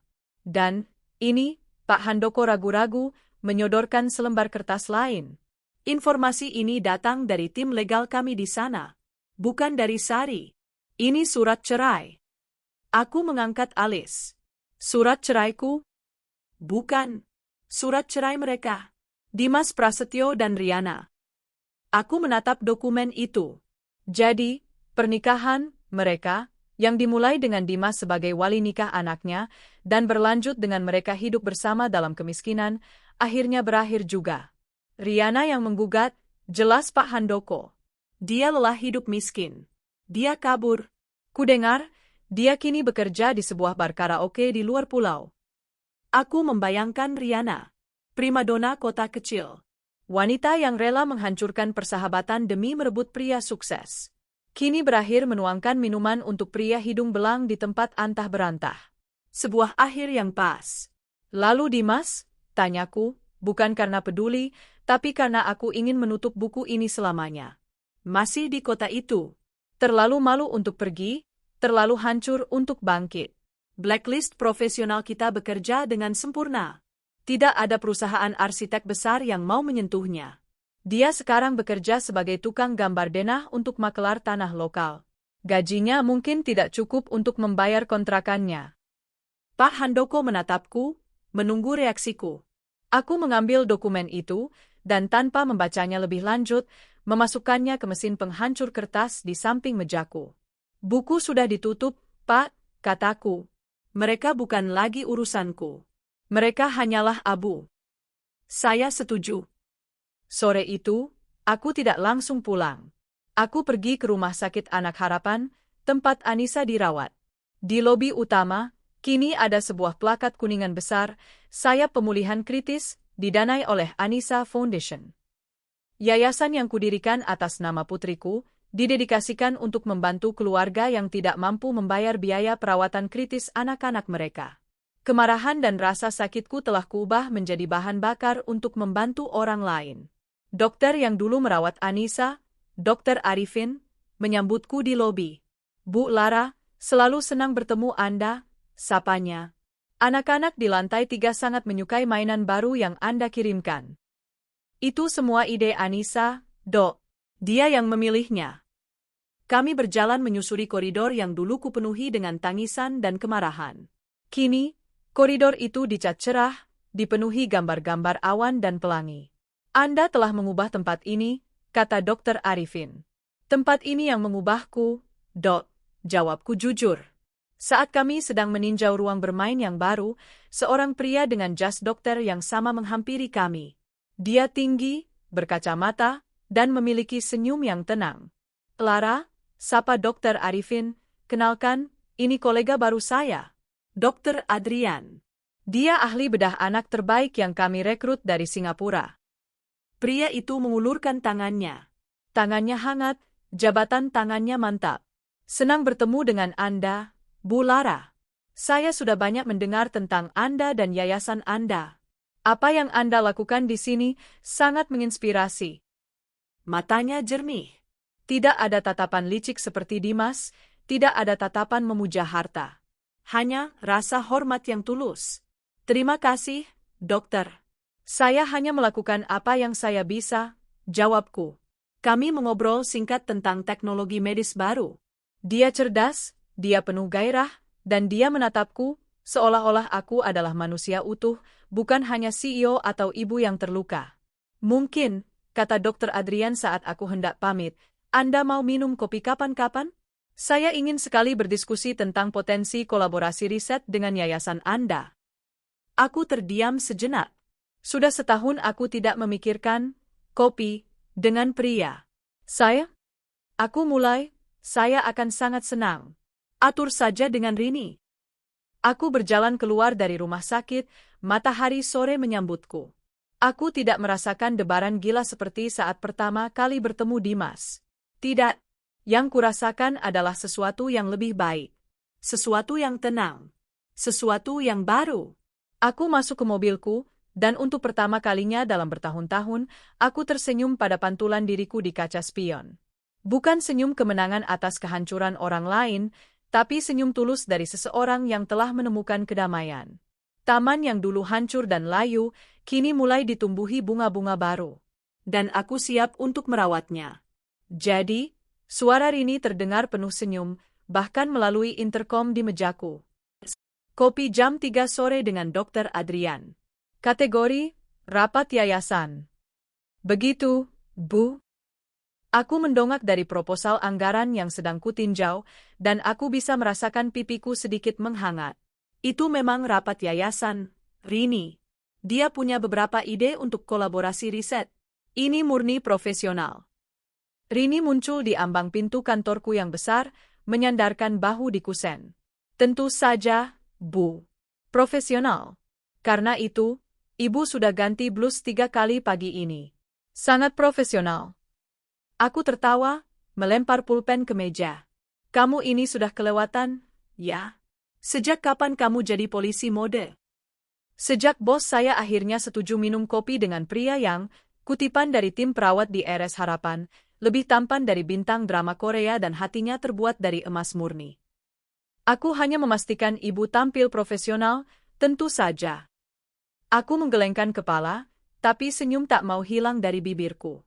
Sudah setahun lebih aku tidak merasakan ini. Perasaan gugup yang konyol.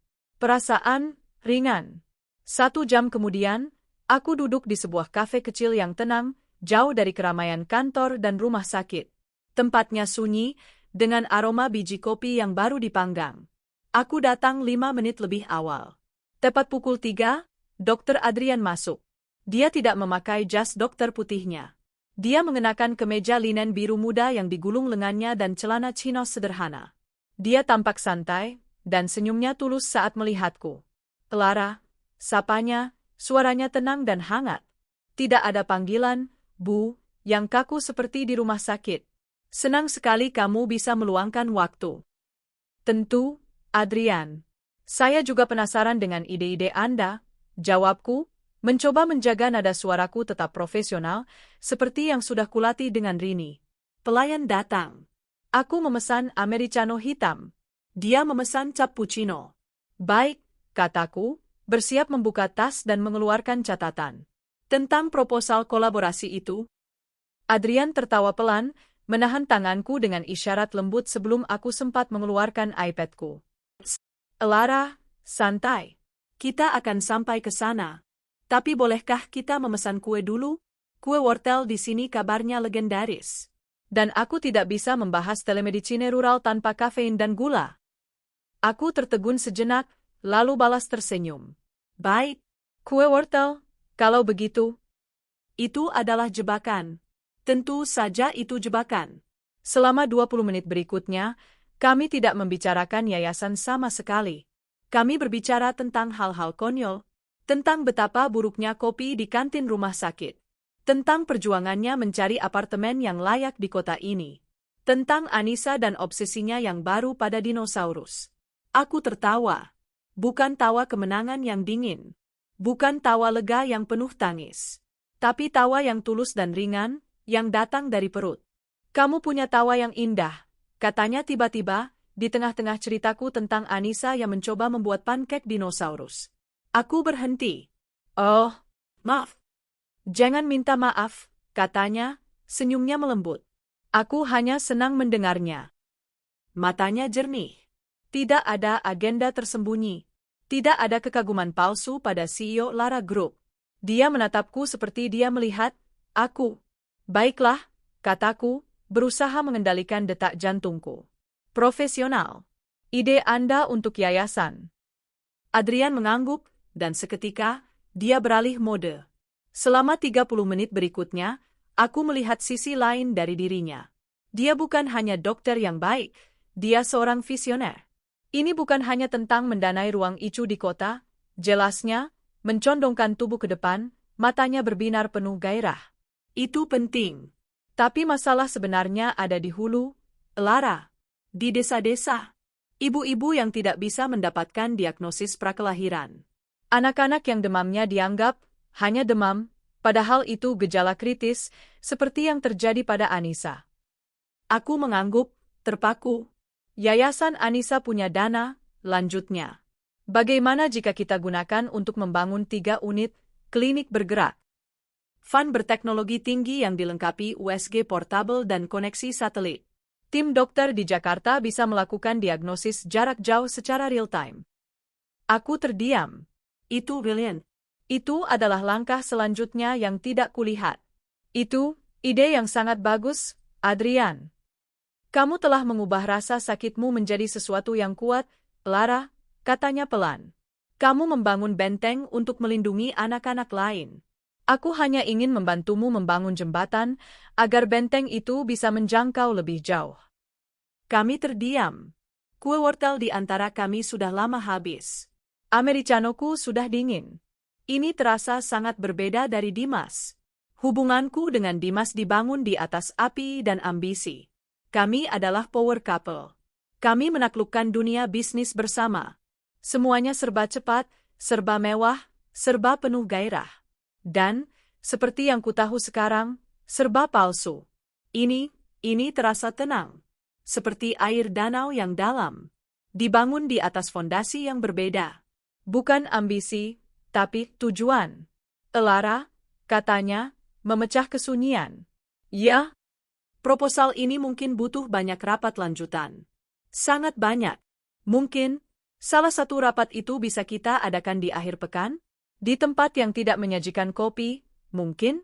Mungkin, di galeri seni. Jantungku berdebar pelan. Ini dia. Kamu mengajakku kencan, dokter? Tanyaku, sedikit menggoda, tapi aku benar-benar ingin tahu jawabannya. Dia tersenyum, menatap lurus ke mataku. Aku mengajak Elara, wanita yang baru saja membuatku tertawa terbahak-bahak soal pankek dinosaurus, untuk melihat beberapa lukisan. Dan ya, aku harap ini kencan. Aku menatapnya. Pria ini, seorang penyembuh. Dia tidak mencoba menaklukkanku, dia tidak terintimidasi olehku. Dia hanya ingin mengenalku. Aku akan sangat suka, jawabku pelan. Kami berjalan keluar dari kafe saat matahari sore mulai turun. Sampai jumpa di rapat yayasan hari Selasa. Dan sampai jumpa hari Sabtu, katanya. Sampai jumpa, Adrian. Aku masuk ke mobilku, dan Rini, yang sudah menunggu, tidak bertanya apa-apa. Dia hanya melihat senyum di wajahku dan ikut tersenyum. Malam itu, setelah menidurkan Anissa, aku berdiri di balkon, menatap lampu kota yang gemerlap. Dulu, aku melihatnya sebagai kerajaan yang harus kutaklukkan. Lalu, sebagai benteng yang harus kupertahankan. Malam ini, untuk pertama kalinya, aku melihatnya sebagai rumah. Taman di hatiku yang dulu layu, diracuni, dan dibakar sampai habis, kini tidak hanya pulih. Berkat Anissa, taman itu punya fondasi yang kuat. Dan berkat secangkir kopi dengan seorang dokter yang baik, aku bisa merasakan ada satu tunas bunga baru yang mekar. Sabtu. Hari yang kunanti-nantikan dengan debaran aneh di dada. Perasaan ini berbeda dari debaran ambisius yang dulu kurasakan bersama Dimas. Ini bukan debaran yang memburu. Ini debaran yang tenang, seperti seekor kupu-kupu yang akhirnya hinggap setelah lama terbang. Ini adalah hari kencanku, kencan pertamaku sebagai Lara yang baru, dengan Adrian. Rini membantuku memilih pakaian, jauh lebih heboh daripada aku. Bu, jangan pakai blazer, serunya, menyingkirkan setelan power suitku. Ini kencan, bukan RUPS. Pakai dress ini. Dia menyodorkan sebuah sundres linen berwarna biru langit. Sederhana, elegan, dan sangat ringan. Aku menatap pantulan diriku di cermin. Wanita yang menatap balik bukanlah CEO Lara Group. Dia adalah Lara. Dengan rambut tergerai dan senyum tipis yang tulus. Kami bertemu di galeri seni, seperti yang dia janjikan. Wow, hanya itu yang dia katakan saat aku tiba. Dia tidak memakai jas dokter, hanya kemeja kasual yang rapi. Kamu terlihat berbeda dari di rumah sakit. Dan di kafe. Kamu juga, balasku tertawa.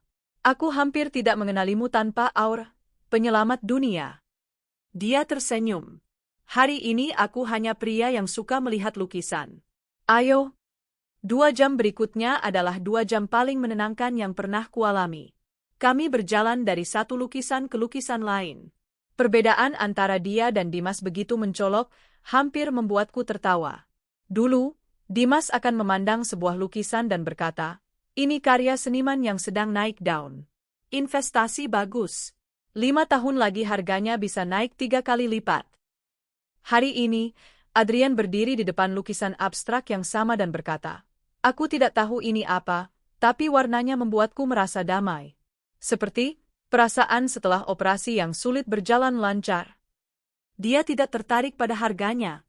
Dia tertarik pada rasanya. Kami tidak membicarakan hal-hal berat. Kami tidak membicarakan mantan suami, balas dendam, atau bahkan rapat yayasan. Kami berbicara tentang film yang kami benci, makanan kaki lima terbaik di kota, dan betapa kami berdua tidak mengerti seni instalasi modern. Di akhir kencan, dia mengantarku ke lobi mobil. Elara, katanya, tampak sedikit gugup untuk pertama kalinya. Aku sangat menikmati hari ini. Aku juga, Adrian. Sangat. Bolehkah aku mengajakmu makan malam minggu depan? Kali ini, kita bisa membahas proyek klinik bergerak itu. Aku janji. Kedengarannya seperti rapat, kataku, pura-pura kecewa. Dia tertawa. Rapat yang paling romantis yang pernah kamu hadiri. Saat mobilku tiba, dia tidak mencoba menciumku. Dia hanya menggenggam tanganku sejenak. Genggamannya mantap dan hangat.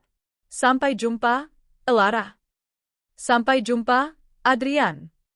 Aku pulang ke rumah dengan perasaan yang tidak bisa kujelaskan. Itu bukan cinta yang meledak-ledak. Itu adalah sesuatu yang lebih baik. Itu adalah rasa aman. 2 bulan berlalu.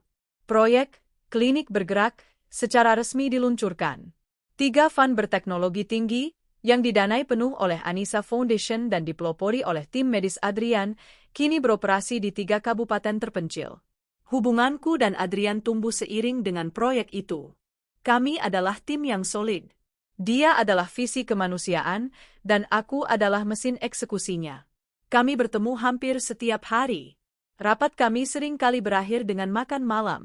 Kencan galeri kami berlanjut ke taman, konser musik klasik, dan terkadang hanya duduk di kedai bubur ayam pinggir jalan pada jam 10 malam setelah dia selesai operasi panjang. Dia belum pernah ke penthouseku. Aku sengaja menjaganya tetap seperti itu. Penthouse adalah duniaku dan Anissa. Tapi malam ini, aku siap. Mama, siapa yang mau datang? Tanya Anissa dari kursinya, sibuk menggambar sesuatu yang tampak seperti dinosaurus ungu. Teman Mama, sayang. Namanya Om Adrian. Dia dokter yang baik, seperti Dokter Arifin. Dia suka dinosaurus? Mama rasa begitu. Bel berbunyi. Aku membukanya. Adrian berdiri di sana, tampak sedikit canggung dalam setelan kasualnya. Dia tidak membawa bunga atau anggur mahal. Dia membawa sebuah kotak besar yang dibungkus kertas kado bergambar T-Rex. Aku dengar, katanya pelan, ada kolektor dinosaurus muda yang tinggal di sini. Anissa langsung berlari dari kursinya. Dengar? Aku menahan napas saat putriku mengambil kotak itu dari tangan Adrian. Adrian berlutut, menyamakan tingginya dengan Anissa. Halo, Anissa. Om Adrian. Itu Brachiosaurus. Lehernya panjang sekali, kan? Selama 1 jam berikutnya, aku duduk di sofa, sementara Adrian dan Anissa duduk di karpet, sibuk merakit model dinosaurus yang rumit. Dia sabar. Dia menjelaskan setiap bagian dengan suara pelan. Dia tidak mencoba bertingkah seperti ayah baru. Dia hanya bertingkah seperti teman. Anissa, yang biasanya pemalu, tertawa lepas saat leher dinosaurus itu terus-menerus jatuh. Hatiku meleleh. Disinilah ujian sesungguhnya. Dimas adalah ayah biologis yang gagal. Dia memprioritaskan ego di atas nyawa anaknya. Di depanku sekarang ada seorang pria yang, tanpa ikatan apapun, memberikan waktunya dengan tulus untuk membuat putriku tertawa. Malam itu, setelah Anissa tertidur pulas, dengan dinosaurus barunya di samping bantal, aku dan Adrian berdiri di balkon. Balkon yang sama tempatku dulu merencanakan kehancuran. Balkon yang sama tempatku menerima kabar kemenangan. Kami menatap lampu kota yang berkilauan di bawah. Dia anak yang luar biasa, Elara, kata Adrian pelan. Dia pejuang. Seperti ibunya. Terima kasih, bisikku. Sudah membuatnya tertawa. Aku yang berterima kasih. Sudah diizinkan masuk. Kami terdiam. Udara malam terasa sejuk. Elara, katanya, berbalik menatapku. Matanya jernih di bawah cahaya bulan. Aku tahu apa yang telah kamu lalui. Aku tidak akan pernah berpura-pura mengerti sepenuhnya. Tapi aku tahu satu hal. Apa itu? Aku tidak melihatmu sebagai CEO yang tangguh. Aku tidak melihatmu sebagai ibu yang terluka. Aku hanya melihatmu, Elara, dan aku sangat menyukaimu. Dia tidak terburu-buru. Dia menungguku. Aku mengambil langkah kecil ke depan. Aku juga sangat menyukaimu, Adrian. Dia tersenyum, lalu dengan lembut menangkup wajahku. Ciuman itu terjadi. Ciuman itu bukan ciuman penuh api dan ambisi seperti yang dulu kurasakan dengan Dimas. Ciuman itu tidak terasa seperti menaklukkan atau ditaklukkan. Ciuman itu terasa seperti pulang. Rasanya tenang. Rasanya benar. Rasanya seperti dua bagian yang patah akhirnya menemukan cara untuk sembuh bersama. Aku telah menghancurkan masa laluku hingga menjadi abu. Aku telah melihat musuh-musuhku hidup dalam neraka yang mereka ciptakan sendiri, di mana mereka memudar dari ingatanku. Dan kini, di sini, di bawah bintang-bintang, di rumahku yang aman, bersama putriku yang tidur nyenyak, dan di pelukan pria yang baik, aku akhirnya menemukan apa yang tidak pernah benar-benar ku kejar, kebahagiaan. Taman di hatiku tidak hanya tumbuh kembali. Kini, taman itu mekar sepenuhnya. 5 tahun telah berlalu sejak ciuman pertama di balkon itu. 5 tahun sejak tunas harapan baru mulai mekar. Pagi ini, penthouse yang sama terasa berbeda. Lebih hidup, lebih hangat. Aroma pankek pisang kini bercampur dengan aroma kopi espresso yang kuat dan sereal madu. Ayah curang. Ayah ambil stroberi punyaku. Mana mungkin? Stroberi ini ada di piring ayah. Aku tersenyum dari meja dapurku, menatap pemandangan di meja makan. Anissa, kini berusia 10 tahun, rambutnya dikuncir kuda, sedang berdebat sengit dengan Adrian, yang kini resmi menjadi suamiku dan ayah sambungnya. Wajah Adrian pura-pura kaget, mulutnya penuh stroberi curian. Elara, tolong bilang pada putrimu, stroberi ini milikku, kata Adrian, berusaha terdengar serius. Mama, bilang sama ayah, dia harus berbagi, rengek Anissa, yang kini lebih terlihat seperti gadis remaja daripada balita yang rapuh. Kalian berdua, kataku, meletakkan sepiring pankek lagi di meja. Adrian, kembalikan stroberinya. Anissa, kamu bisa ambil yang baru di kulkas. Kita harus berangkat 15 menit lagi. Adrian mengedipkan mata padaku sebelum akhirnya menyerahkan stroberi itu ke piring Anissa. Baiklah, Nona Bos. Kamu menang. Aku selalu menang, kata Anissa, menyeringai mirip sekali denganku. Aku duduk, dan Adrian langsung menuangkan kopi untukku. Tangannya yang hangat menyentuh bahuku. Pagi, cintaku. Pagi, balasku, menyandarkan kepalaku sejenak di lengannya. 5 tahun. Dalam 5 tahun, kami telah membangun sebuah keluarga. Bukan di atas fondasi api dan ambisi, tapi di atas fondasi kepercayaan, rasa hormat, dan tawa konyol saat sarapan. Kami menikah 2 tahun lalu dalam sebuah upacara kecil yang tenang di taman rumah sakit, hanya dihadiri Rini, Pak Handoko, dan puluhan perawat serta dokter yang sudah menjadi keluarga kedua kami. Hari ini adalah hari besar. Hari ini, Anissa Foundation akan meresmikan klinik bergerak, unit ke-10, yang akan ditempatkan di sebuah kepulauan terpencil. 1 jam kemudian, kami berada di lokasi acara. Bukan lagi di rumah sakit, tapi di sebuah aula besar yang menghadap pelabuhan. Aku berdiri di podium, tapi kali ini aku tidak melihat deretan investor. Aku melihat para dokter, relawan, dan keluarga-keluarga yang telah dibantu oleh yayasan kami. Yayasan ini lahir dari rasa sakit seorang ibu, kataku, suaraku tenang dan mantap, menatap lurus ke arah Anissa dan Adrian di barisan depan. Tapi hari ini, yayasan ini berdiri sebagai simbol harapan. Bahwa dari puing-puing tergelap sekalipun, kita bisa membangun sesuatu yang menyelamatkan nyawa. Terima kasih kepada tim medis saya, yang dipimpin oleh suami saya, Dr. Adrian. Adrian tersenyum, dan Anissa bertepuk tangan paling keras. Setelah pidato selesai dan unit baru dilepas secara simbolis, Pak Handoko menghampiriku. Dia kini telah pensiun dari firma hukumnya dan menjabat sebagai ketua dewan penasihat di yayasanku. Wajahnya terlihat lebih damai. Pidato yang bagus, Lara, katanya. Terima kasih sudah datang, Pak. Selalu. Ada satu hal kecil. Bukan hal penting, sungguh. Hanya penutupan buku. Buku apa? Tanyaku, sambil menerima segelas air dari Rini. Buku yang sudah sangat lama berdebu, kata Pak Handoko pelan. Tim legal kita di kota kecil itu, Kota Riana, mengirim kabar. Jantungku tidak berdebar. Aku hanya mendengarkan. Nama itu sudah terasa asing. Dimas, dia meninggal dunia minggu lalu. Aku terdiam, menatap ke arah laut tempat kapal-kapal klinik bergerak. Kami bersiap berlayar. Aku tidak merasakan apa-apa. Tidak sedih, tidak puas, tidak marah. Hanya hampa. Bagaimana? Tanyaku pelan, hanya karena kesopanan. TBC. Paru-parunya hancur. Dia meninggal sendirian di kontrakan petaknya yang kumuh. Tubuhnya baru ditemukan 2 hari kemudian oleh pemilik kontrakan karena baunya. Aku memejamkan mata sejenak. Akhir yang menyedihkan untuk pria yang pernah memiliki segalanya. Dan, Riana? Dia, Pak Handoko mendengus pelan. Dia sudah lama kabur. Mungkin 3 atau 4 tahun lalu. Meninggalkan Dimas yang sudah sakit-sakitan dan tidak punya uang sepeser pun. Tidak ada yang tahu dia di mana. Yang jelas, Dimas mati dalam keadaan miskin, sendirian, dan dilupakan. Sebuah akhir yang ironis. Pria yang meninggalkan anak kandungnya yang sekarat, akhirnya mati sendirian, ditinggalkan oleh semua orang.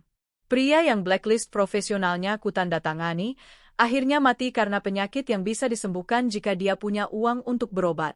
Jadi, kata Pak Handoko, buku itu benar-benar sudah ditutup. Ya, kataku. Sudah? Aku menatap ke seberang ruangan. Adrian sedang menggendong Anissa di punggungnya, berlarian pura-pura menjadi kuda, membuat putriku tertawa terbahak-bahak. Aku tersenyum. Lara, kamu tidak apa-apa? Tanya Pak Handoko. Saya baik-baik saja, Pak, kataku, berbalik meninggalkannya. Saya sangat baik. Aku berjalan menghampiri keluargaku. Menghampiri tawa mereka. Mama, ayah curang lagi, seru Anissa. Oh ya, aku pura-pura galak. Turunkan putriku, dokter. Adrian menurunkannya, lalu merangkul pinggangku. Siap, Nyonya Direktur. Dia mencium keningku, di depan semua orang, tidak peduli. Aku bangga padamu, bisiknya. Aku menyandarkan kepalaku di dadanya. Di sini. Di pelukan pria ini, di samping tawa putriku, dikelilingi oleh harapan yang telah kami bangun dari abu. Masa lalu telah mati, terkubur, dan dilupakan. Di depanku, yang ada hanyalah matahari, laut biru, dan masa depan yang bernama kebahagiaan. Taman di hatiku tidak hanya mekar. Taman itu telah menjadi hutan yang rimbun, kuat, dan penuh kehidupan. 15 tahun telah berlalu sejak malam di rumah sakit itu. 20 tahun sejak Dimas dan Riana pertama kali bertukar pandang penuh pengkhianatan di apartemenku. Waktu adalah penyembuh yang aneh. Ia tidak benar-benar menghapus luka. Ia menumbuhkan kehidupan baru di sekitarnya, begitu rimbun, begitu kuat, sehingga suatu hari kau bangun dan sadar bahwa luka itu hanyalah sebidang tanah kecil di tengah hutan lebat yang telah kau tanam. Pagi ini, aku berdiri di balkon penthouseku, memegang secangkir kopi hangat. Di usiaku yang kini memasuki akhir 40-an, aku tidak lagi melihat kota di bawahku sebagai kerajaan yang harus ditaklukkan atau benteng yang harus dipertahankan. Aku melihatnya sebagai taman yang ikut kurawat. Dia sudah di bawah, suara Adrian yang tenang dan dalam terdengar di belakangku. Dia memelukku dari belakang, meletakkan dagunya di bahuku. Kehadirannya masih terasa seperti pelukan selimut yang hangat, bahkan setelah bertahun-tahun. Biarkan dia. Dia mungkin sedang mengumpulkan keberanian, kataku tertawa pelan. Kami sedang menatap ke lobi gedung kami, 50 lantai di bawah. Di sana, seorang pemuda gugup sedang merapikan jasnya, menunggu untuk menjemput putri kami. Pintu apartemen terbuka dan ditutup dengan langkah ringan. Aku berangkat. Ayah? Anissa muncul di balkon, mencium pipiku dan pipi Adrian sekilas. Di usia 20 tahun, dia adalah perpaduan sempurna antara aku dan semangat Adrian. Dia memiliki mataku, tajam dan penuh perhitungan, tetapi dia memiliki hati Adrian, penuh empati dan keinginan untuk menyembuhkan. Dia tampak memukau dalam balutan gaun malam sederhana.